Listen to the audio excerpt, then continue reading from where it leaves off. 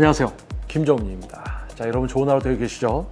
아픈 날도 운동해야 한다는 회원, 왜 트레이너의 조언은 듣지 않을까요?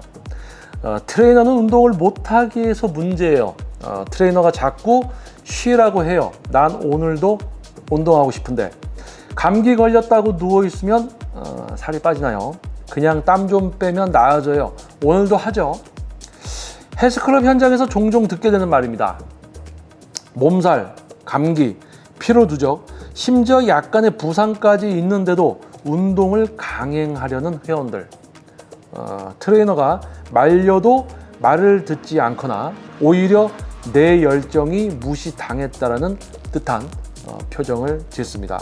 하지만 이때 트레이너가 가장 먼저 해야 할 질문은 왜 이 사람은 쉬는 것을 두려워하는가입니다. 이들의 핵심 심리는 불안과 자기 통제 욕구입니다. 운동을 무조건 강행하려는 회원들은 단순히 성격이 고집스럽거나 에너지가 넘쳐서 그런 것이 아닙니다. 사실 대부분의 경우 그 밑바닥엔 불안이 자리 잡고 있습니다. 하루 안 하면 이전으로 돌아갈 것 같은, 그리고 이만큼 했는데 여기서 멈추면 뭔가 망가질 것 같고, 조금이라도 쉬면 또 다시 살찔 것 같고, 운동을 자기 통제 수단으로 사용하는 사람들이 많습니다. 그러다 보니 운동을 쉬는 건 자기 통제의 상실로 느껴지고 심리적 균형이 무너지는 상황으로 받아들여지는 겁니다. 그래서 오늘은 쉬세요라는 말은 당신의 주도권을 잠시 내어놓으세요 라는 말처럼 들리게 되는 겁니다. 그들에게 쉬는 건 패배이자 후퇴로 느껴집니다. 우리는 이런 회원들을 대할 때 종종 이렇게 이야기합니다. 몸이 아프면 쉬셔야죠. 감기 걸렸으면 운동하러 오는 거는 무리입니다. 제발 오늘은 집에 가서 쉬세요. 하지만 이 말들은 그들에게 당신의 노력이 무의미했다는 말처럼 들리게 됩니다. 특히 평소 자책이 심하거나 몸을 혹사해서 뭔가를 극복해온 사람이라면 쉬는 걸 실패라고 느낍니다. 그러니 트레이너의 합리적인 권유가 오히려 그들의 자기 개입을 무시한 것으로 받아들여질 수 있습니다. 운동을 쉬라는 조언은 위학적 판단일 뿐 아니라 정서적 설득이어야 합니다. 회원의 몸 상태가 분명히 좋지 않은데도 그 사람이 쉬지 않으려고 한다면 그건 단순한 정보 부족이 아니라 정서적 수용의 실패입니다. 이럴 때 트레이너는 단순히 안 됩니다가 아니라 다음과 같은 언어로 접근할 수 있어야 합니다. 오늘 제대로 쉬면 내일 훨씬 빨리 회복이 됩니다. 몸은 지금 싸우고 있습니다. 오늘은 도와주는 날이에요. 쉬는 게 실패가 아니라 전략입니다. 똑똑한 운동은 이런 날에 결정나게 됩니다. 이렇게 말해줘야 회원은 쉰다는 걸 패배가 아닌 능동적인 선택으로 받아들이게 됩니다. 컨디션 저하 시 무리한 운동은 회복을 늦출 뿐만 아니라 운동 혐오를 유발할 수 있다는 것. 이렇게 아플 때도 억지로 운동을 했던 분들이 몇 주 후엔 종종 이런 이야기를 합니다. 그날 이후로 운동이 좀 싫어졌다. 기운이 빠지고 몸이 무거워서 오히려 한동안 더 운동을 못하게 됐다. 즉, 몸이 회복되지 않은 상태에서 운동을 강행하면 오히려 운동에 대한 거부감이 커지게 됩니다. 그날의 경험이 너무 피곤하고 고통스럽기 때문에 다시 체육관을 찾는 일이 부담이 되는 거죠.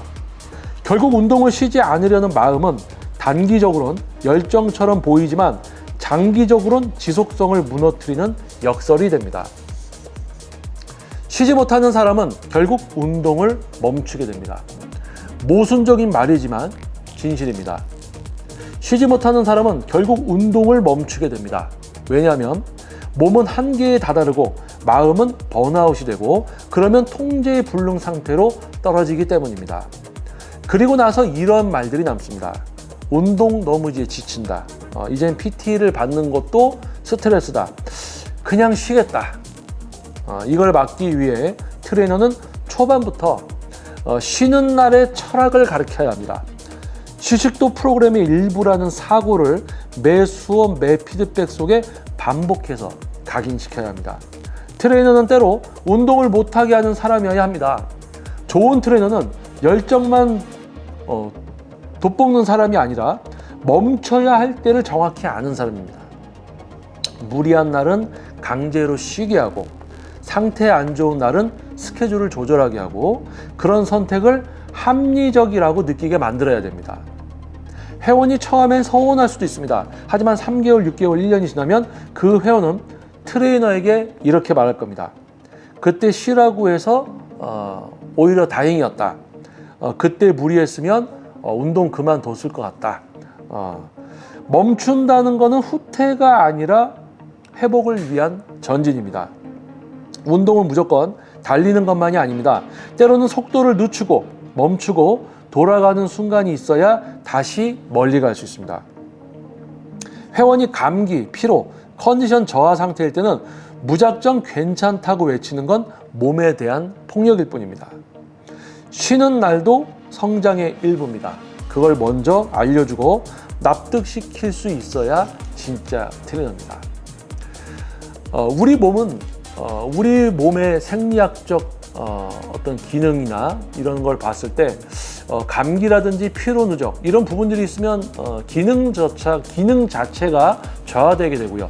소화 흡수나 에너지의 공급 또는 에너지의 전환 이런 것들이 다 어렵게 되기 때문에 일단 운동을 수행할 수 있는 에너지나 또는 회복을 위한 영양소, 운동 후에 공급되는 에너지도 공급이 어렵게 되어 있습니다. 그래서 어떤 바이러스가 몸에 침투해서 그것을 이제 우리 몸이 면역 체계가 싸워서 다시 건강을 회복하려고 하는 과정에 있어서는 몸에게 최대한 안정과 휴식 그리고 질적 수준이 높은 음식들, 질적으로 좋은 음식들 이런 걸 먹고 쉬어줘서 빨리 몸의 기능이 원활히 정상이 되고 나서 다시 정상적인 운동에 복귀하는 것이 오히려 짧게 쉬고 갈 수 있는데요.